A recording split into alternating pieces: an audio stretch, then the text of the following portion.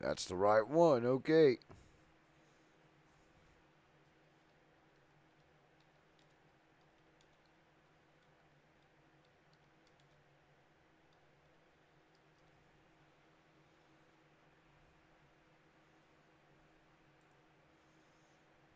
Okay, so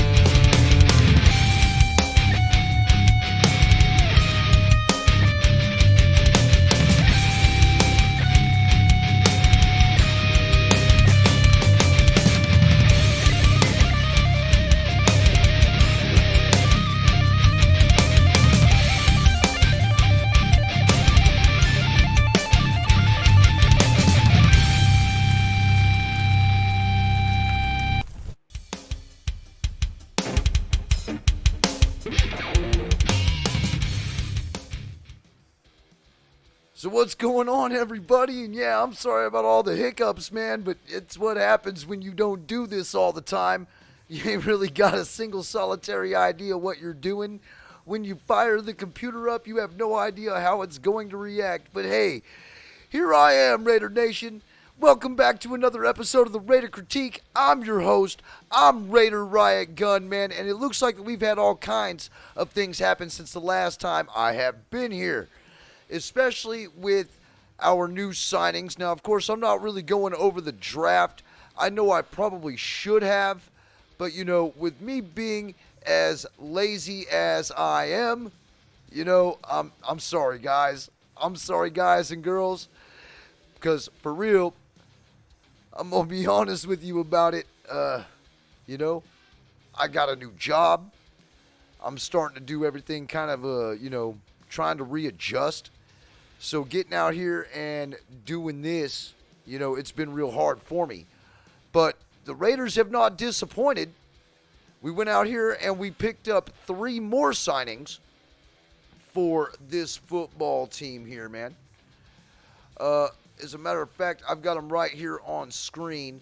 We actually picked up Kenny Young, and he used to play with the Rams. Now, he didn't also just play for the Rams. He played for he played for like 6 games with the Broncos last year. Let's see if I can get this thing to boot up here to where I can actually go look at it. I've got him right here, as a matter of fact. Go over here to history, and because of everything I was doing online, I've done completely lost him. But I'm booting him up right here. Now, he is 27 years old. He has 5 years experience. 6'1" at 234 pounds. During the 2021 season, he had 38 solo tackles, 2 sacks, and 2 forced fumbles. Now, if I could go ahead and direct everybody's attention, and I'm going to shift you guys over to this mode here, to where you can actually see what I'm looking at as well. All right, his recent games here against the Bears, he had 10 total tackles, which I'm reading right down here at the bottom. 10 total tackles, man. 5 of those were solo. 5 of those were assists. And then I believe he had 1 pass deflection. Now, if I come over here and look, he didn't have any forced fumbles at all last year, but he did have a fumble recovery. All right? And it goes on and on up here, man. 5, 10, 5, you know what I mean? He actually had a couple, let's see, he had 1 sack in Game 7 and 1 sack in Game 3 of last year. If we go down to his career stats, that basically shows us here he has 59 total games under his belt. 25 of those he started. He has 195 total tackles with 116 of those solo, 68 assists, 5.5 sacks, 4 pass deflections, 1 interception that went for 79 yards for a touchdown. Hey, I can dig it. And then 4 forced fumbles, and 2 of those being fumble recoveries. So, I mean, he's not really a bad player. I hope he does well, but, I mean, there's got to be a reason why the Rams got rid of him after only basically 5 seasons, 4.5 seasons, and getting rid of him to the Broncos. I do believe that he was probably part of the acquisition for Von Miller, for when Von Miller went to the Rams. So, it's a good, solid pickup, I would say. And then the other guy we got, which you guys were probably looking over there, is Keelan Cole. And I'll go over here to his stats. Of course, everything is by NFL.com pretty much. I'll go to a few other spots that you guys will see, but mostly NFL.com is where I'm getting most of my stats.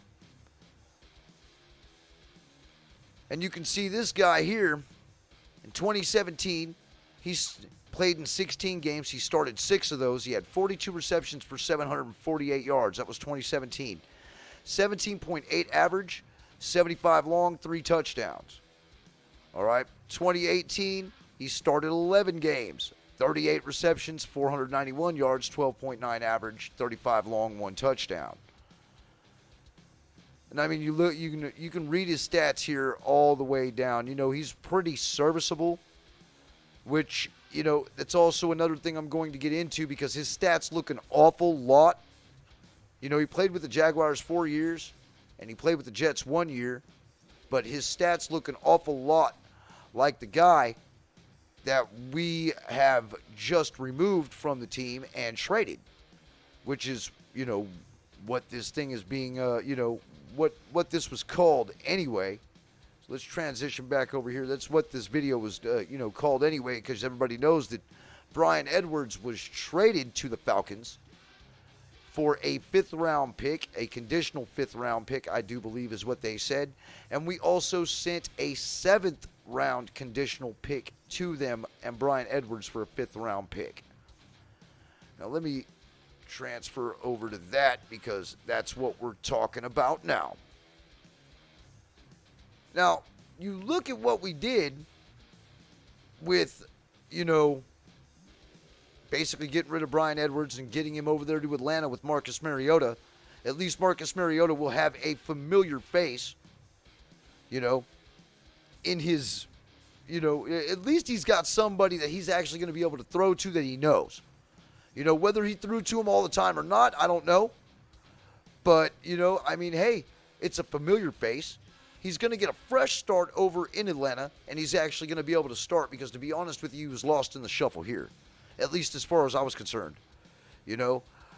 He could have been the number 2, but with our acquisitions, I do believe that Denard Robinson is going to be our number 2. If we go into the season with what we have right now, I'm pretty sure that Denard Robinson is going to be our number 2. But there are a few other free agent wide receivers out there that we can go pick up. But when we look over here at Bryan Edwards, and I can go ahead and split us back over here to where you guys can see how his stats are pretty much perpendicular with the man that we just got. Now look, this is the crazy thing about it here, is in the Ravens win last year, he had 4 receptions for 81 yards, 20.2 average yards per catch. All right, 32 was his long. Goose egg for the touchdown. Steelers, 3 for 40, 13.3. Dolphins, 3 for 89, 29.7. 34 for his long, but again, another goose egg in the touchdown column. Chargers, he didn't do shit in that first loss when we went against the Chargers. 1 reception for 4 yards. I do believe he had quite a few drops that game. The Bears, in that loss, he had 2 for 22. The Broncos, 2 for 67, 33.5 average yard per catch, 51 being his long. The Eagles was 3 for 43 at 14.3. 24 was his long. He finally scored a touchdown. And then, of course, he didn't do anything against the Giants because he didn't play. The Chiefs, he had 3 for 88. 1 touchdown, 37 on his long. Nothing against the Bengals, except I believe that those are rushing attempts. He rushed 1 time and didn't get any yards. Then he came in for when he played the Cowboys. One reception for 12 yards. In that thrilling overtime win, he was non-existent.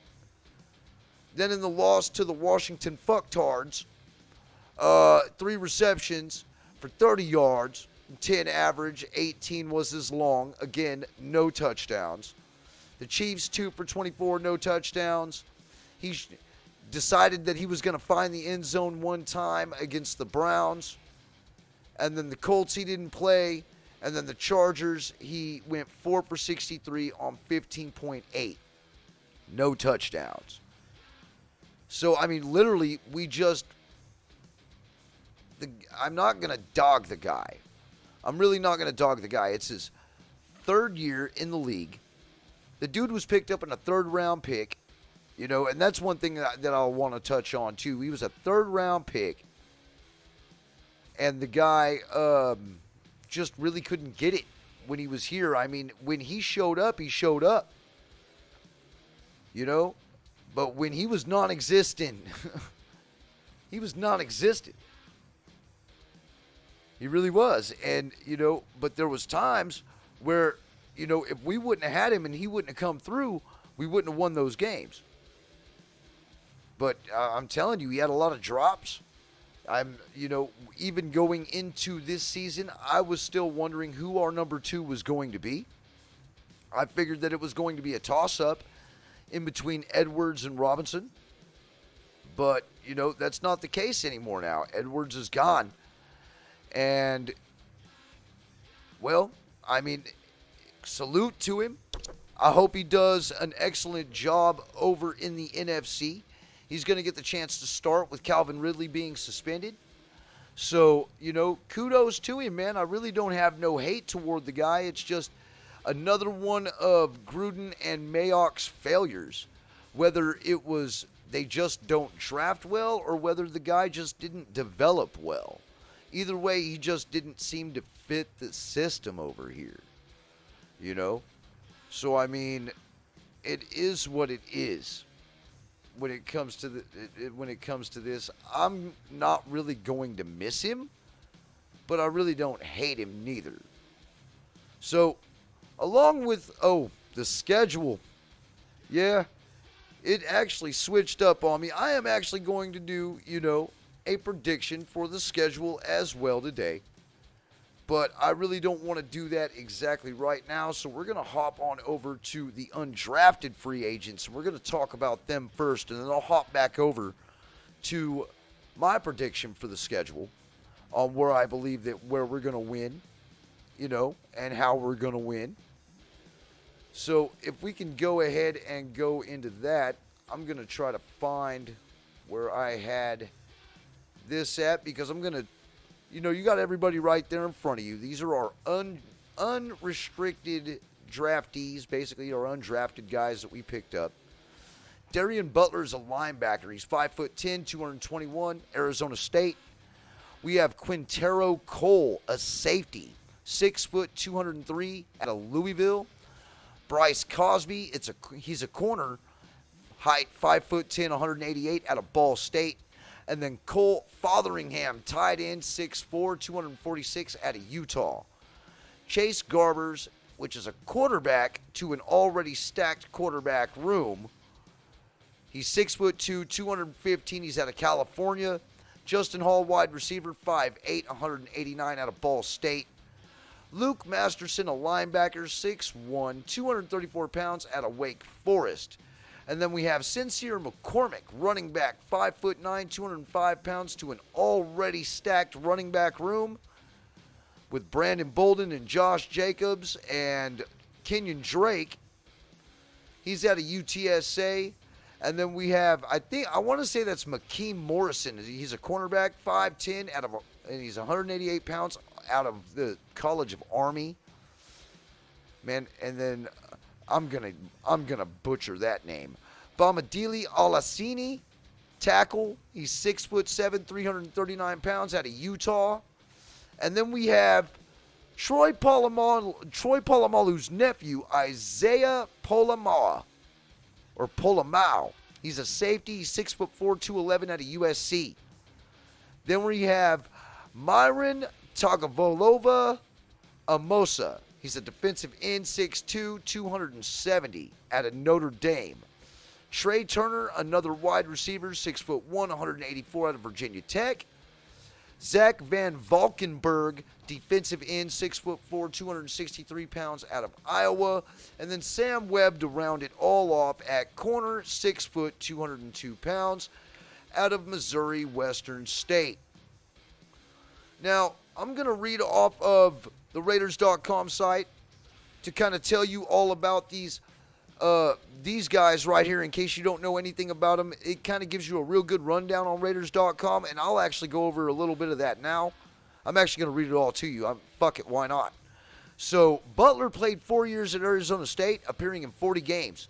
He totaled 243 career tackles, 121 of those were solo, 24 and a half tackles for a loss, 4 sacks, 3 interceptions, 7 passes defensed, 3 forced fumbles, and 4 fumble recoveries.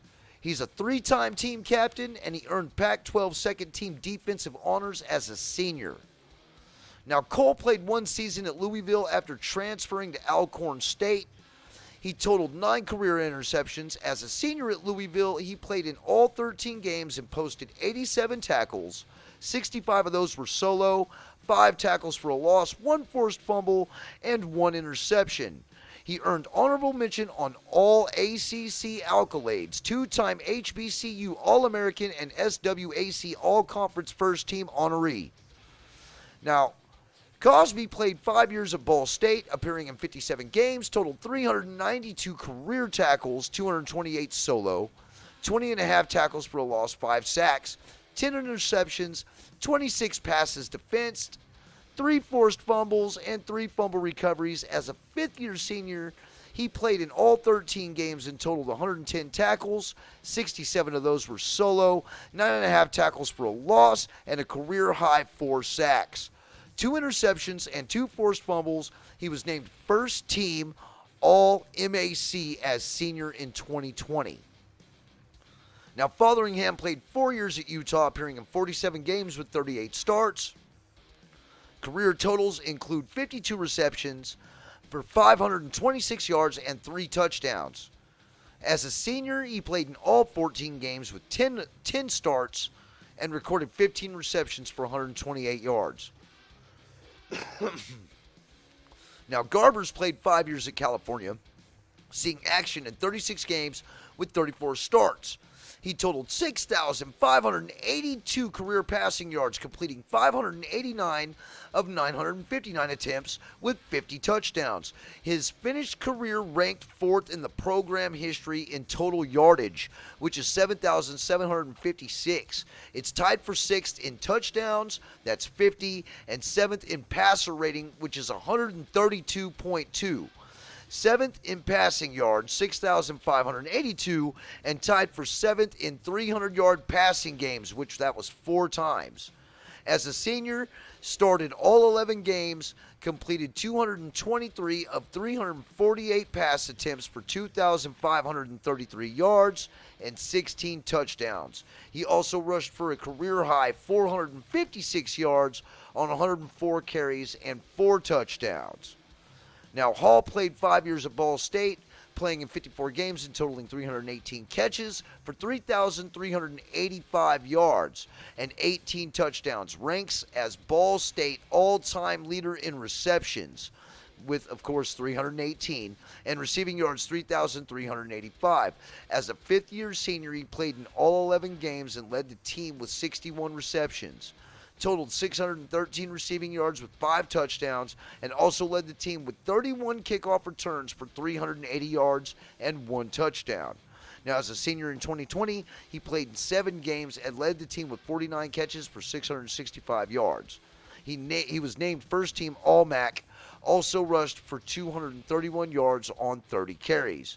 Now, Masterson played 5 years at Wake Forest, appearing in 52 games, 31 starts, 250 career tackles, 166 of those were solo, 3.5 sacks, 1 pick, 1 forced fumble, and a fumble recovery.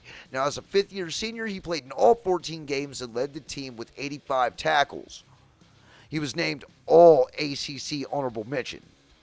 Now, McCormick, which Wi-Fi Willie talked about, he played 3 years at UTSA, playing in 36 games and setting 20 program records. He set the UTSA records for rushing yards, which was 3,939. Rushing touchdowns, 34. 100-yard rushing games, 18. And all-purpose yards, 4,438. He averaged 5.4 yards on 724 carries. He averaged 109.1 yards rushing per game. And as a junior, played in 13 games and set the UTSA records with 298 carries for 1,479 yards with 15 touchdowns. He set the school record with 1,663 all-purpose yards, and he was named first-team All-CUSA and CUSA Offensive Player of the Year. Morrison played 3 years at Army, playing 38 games, totaled 137 career tackles, 78 solo, 15.5 tackles for a loss, 2 sacks, 1 pick, 7 passes defensed, and 3 forced fumbles. As a senior, he played in 13 games, recorded career highs with 60 tackles, 29 of those were solo, and 3 passes defensed. Now, Alasini played 3 years at Utah, playing 21 games with 12 starts. As a senior, played in 14 games with 11 starts at left tackle. Hey, that might actually be useful. Named All Pac-12 second team, helped Utah lead the Pac-12 in rushing, 216.7 average, and ranked second in scoring with 36.1 average, and third in total offense, 431 average. Now, the guy that I really want to talk about, because I've actually got my eyes set on this dude just like a lot of us do, Palamoa. All right? Played 4 years at USC, playing in 32 games with 29 starts. Career totals included 178 tackles, 129 of those were solo. 9 tackles for a loss, 5 interceptions, 4 fumble recoveries, and 1 forced fumble. Now, as a senior, he played in 11 games with 9 starts. He served as a co-captain, ranked third on the team with 57 tackles, and had 1 fumble recovery, earned honorable mention All Pac-12 honors as a junior. Now, Tagovailoa Amosa played 5 years at Notre Dame, appearing in 50 games with 33 starts. Posted 75 career tackles, 49 solo, 17 tackles for a loss, 5 sacks, 2 forced fumbles, and 2 passes defensed. As a senior, started all 12 games and totaled a career high of 25 tackles, added 2 sacks, 1 forced fumble, and 1 pass defensed. He was named first team All-Independent by Field Steel Publications. Turner played 4 years at Virginia Tech, seeing action in 44 games with 36 starts. Career totals include 134 catches for 2,292 yards and 14 touchdowns. Receptions and yardage total ranked 5th on the program all-time list. As a senior, they played in 11 games with 10 starts. He hauled in 40 passes for a team-high 675 yards with 3 touchdowns. Now, Van Valkenburg, he played 3 years at Iowa after transferring from Hillsdale at Iowa. Played in 33 games with 22 starts, totaled 94 tackles, 46 of those were solo, 9 sacks, 1 forced fumble. Now, he played in 27 games with 26 starts in 3 years at Hillsdale. He compiled 117 tackles, 60 of those were solo, 19 tackles for a loss, 13 sacks, and 4 forced fumbles. The cumulative collegiate totals included 60 games played, with 48 of those being starts, 211 tackles, 106 of those were solo, 42.5 tackles for a loss, 22 sacks, and 5 forced fumbles. As a senior, started all 14 games and totaled 58 tackles. 30 of those were solo, a career-high 15 tackles for a loss, and 5 sacks. He was named second team All-Big Ten by coaches, media, and the Associated Press. Now the last one here is Webb, which has played 4 years at Missouri Western State, played in 44 games, totaled 109 career tackles, 92 solos, 7 interceptions, 39 passes defensed, 3 forced fumbles, and 3 fumble recoveries. As a senior, played in 10 games and recorded 30 tackles. 28 of those were solo, 6 pass defensed, 2 forced fumbles, and 1 fumble recovery. Named second team All-American by the Mid-America Intercollegiate Athletic Association. So, I mean, here's our undrafted free agents. And, you know, they're going to always say a lot of good things about these guys, but a few of them definitely stand out to me. Definitely that left tackle that we so desperately need if he can play the position. Maybe he can make the team. Now, of course, you know, a lot of these guys here, it's a long shot they're even going to make the team. They're undrafted free agents. There will be like 1 or 2 who possibly sneak on this team.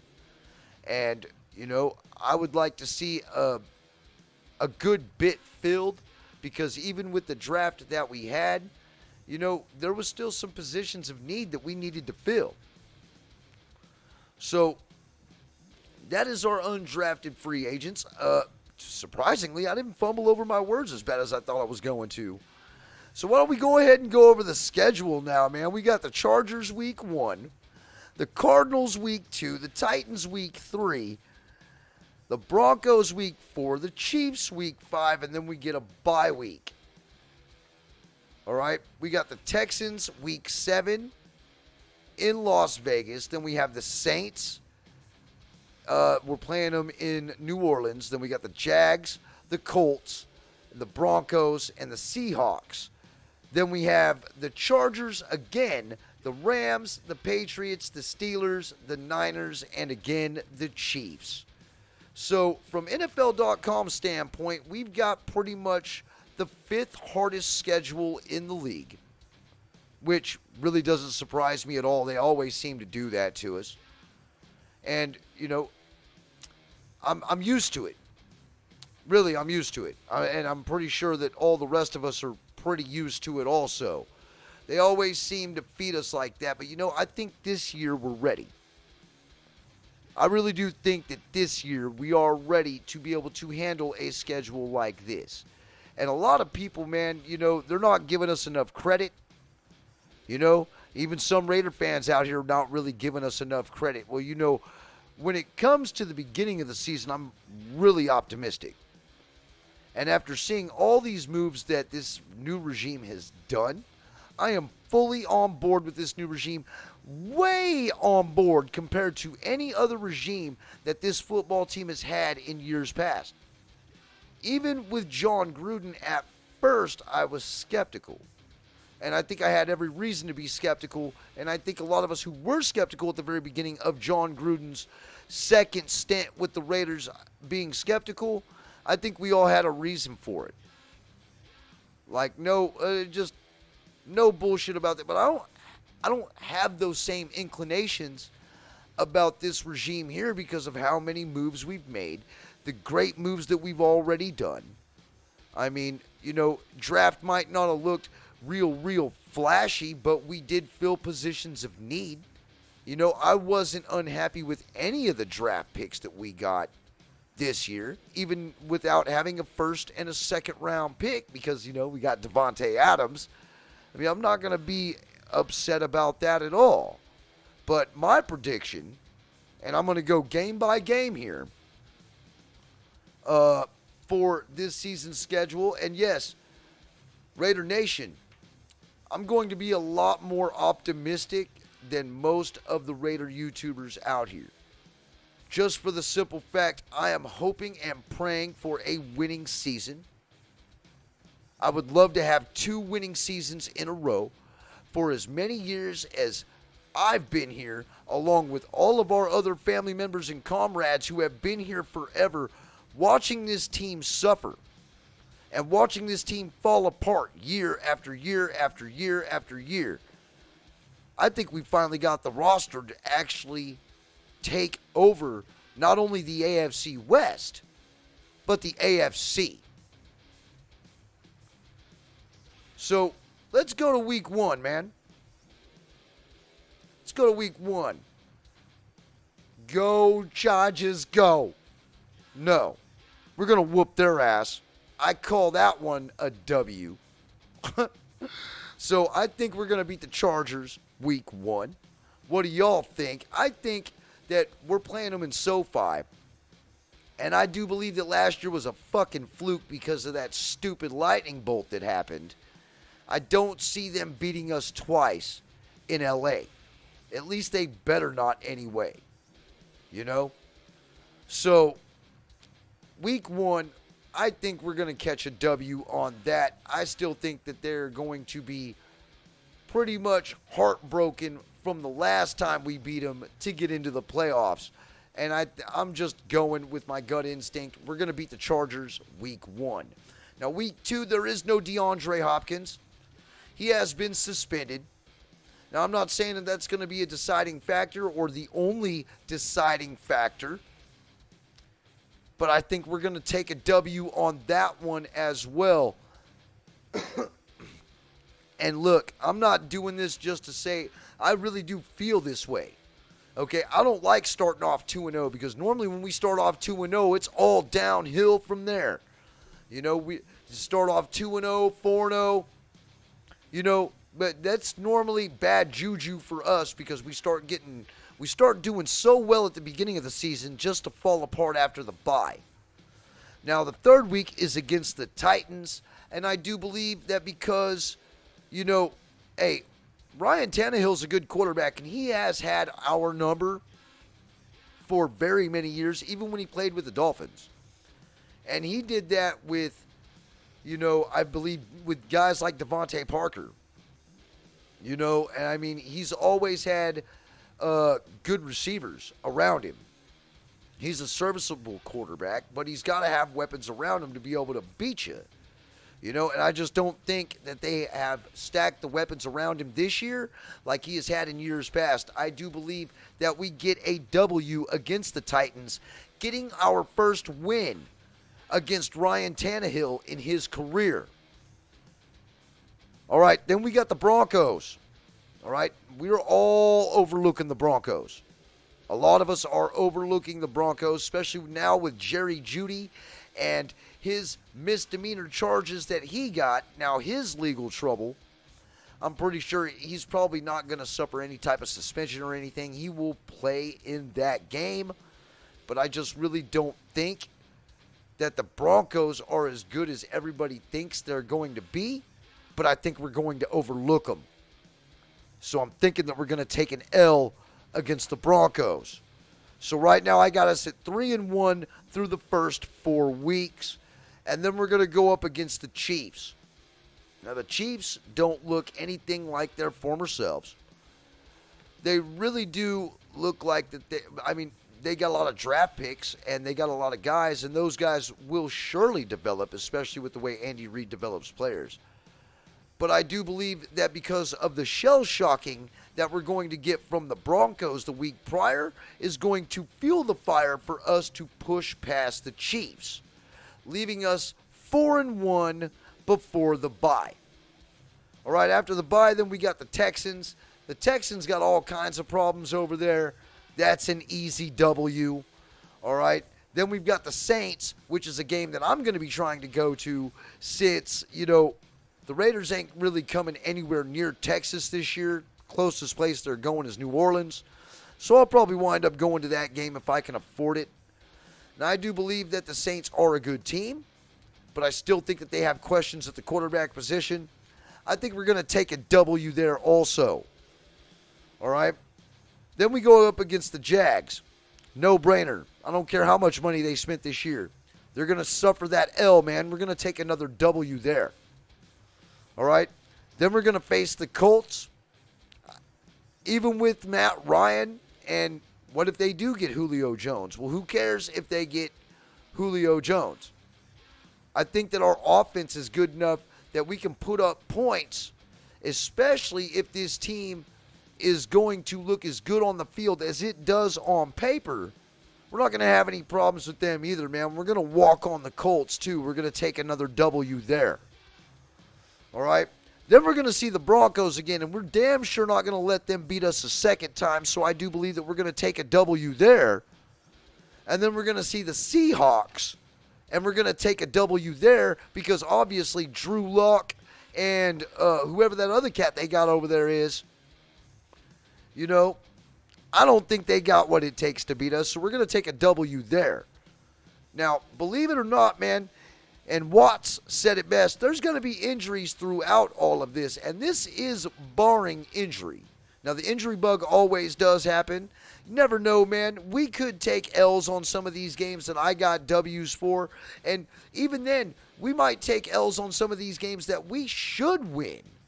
But it's probably going to be due to injuries. You know what I mean? I just really don't see this team not meshing well together. You know what I mean?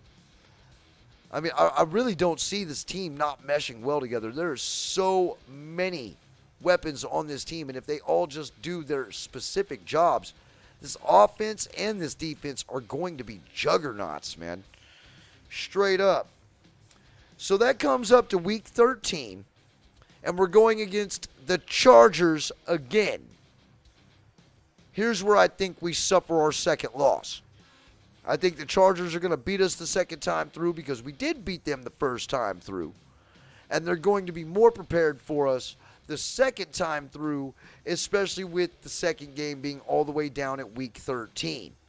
I think they're going to go ahead and redeem themselves. We're going to have a split in the series with the Los Angeles Chargers. Now, because we're shell-shocked and completely miscombobulated from the Chargers' loss,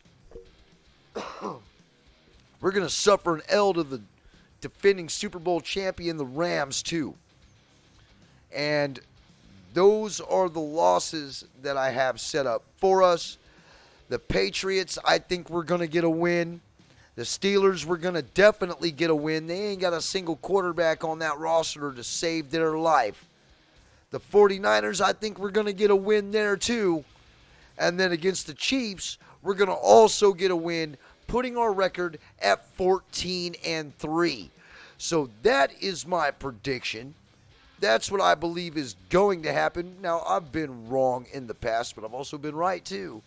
So when it comes to these schedule predictions, man, there's no telling on which way they'll fall. There's really no telling on how we're going to be able to deal with the injury bug because it always seems to happen to us every single year.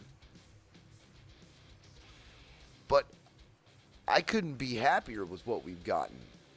You know, we went and picked up another backup quarterback, which I really didn't understand. But I would rather have that guy backing up Carr. Somebody who somewhat knows the system of what Josh McDaniels is going to run than, say, a Chris Mullins or a Blaine Gabbert. Blaine Gabbert, I believe, is going to wind up taking Peterman's position on the practice squad, if not Nick Mullins too, with the addition of Jarrett Stidham. So, anyway, Raider Nation, I hope you guys have enjoyed this episode of the Raider Critique. I've missed every single solitary one of you. I've been in everybody's live chat, just pretty much hanging out and chilling as of lately. Haven't really done any shows. I have jumped on a few lives. One with my homeboy Dirty, man. I'll always jump on there if I'm awake. You know, I absolutely love that guy, man. The guy is just, he is the absolute shit. He really is, and I'm pleased to call him my brother. No joke, man. And I still, you know, I still hang out with a lot of y'all, man. I'll go on SCs, and I'll go on spotlights, and you know, I'm always pumping the Mikey flag. You know what I mean? I'm always there too, and you know, I just be bouncing around and checking everybody out. I'll be on Dox's channel, Hammer's channel, Wasted's channel, which Wasted's the absolute shit too, man. If you guys are not subscribed to all these cats, which I know you are, because that's how I met all of you anyway, you know? So I do appreciate all of you coming by and checking out the content. Please don't forget to hit them like buttons and hit that subscribe button if you're not subscribed to the channel already for more Raider critique, man, because that's what I do here. Right here at the Raider Critique, we don't drink the corporate Kool-Aid. Now, there are a couple other stories that I haven't talked about. Of course, I didn't talk about all of our draft picks. I will get that one in soon enough. It's just I've got to have time for it, but I wanted to do this one because this really was big news. With Bryan Edwards leaving the team, there was no way I could just sit there and sit back and kick my feet up and not say anything about it, unlike what I heard about the ex-Raiders president saying about our owner, Mark. And I'm not going to comment about that until more facts come out. All right? Because, to be honest with you, if there was any legs behind it, I think we would have already heard something by now. So, this could very well be legitimate, or it could very well be just an ex-employee with sour grapes. So, that's the only thing I can comment about that, and I will not comment about that any further until more evidence or more news comes out about it, to where I can, basically put my critique and my touch on it. So anyway, Raider Nation, I hope you have enjoyed this episode, and I'm sorry that it's so late, but hey, it's Friday night. I really wanted to come on here and do this video, and I started a new job, so I've been going through all week, just trying to get adjusted. And now that I'm finally adjusted, it's Friday. You know what I mean? It was time to come back out here and, pretty much be graced by every single one of your presence.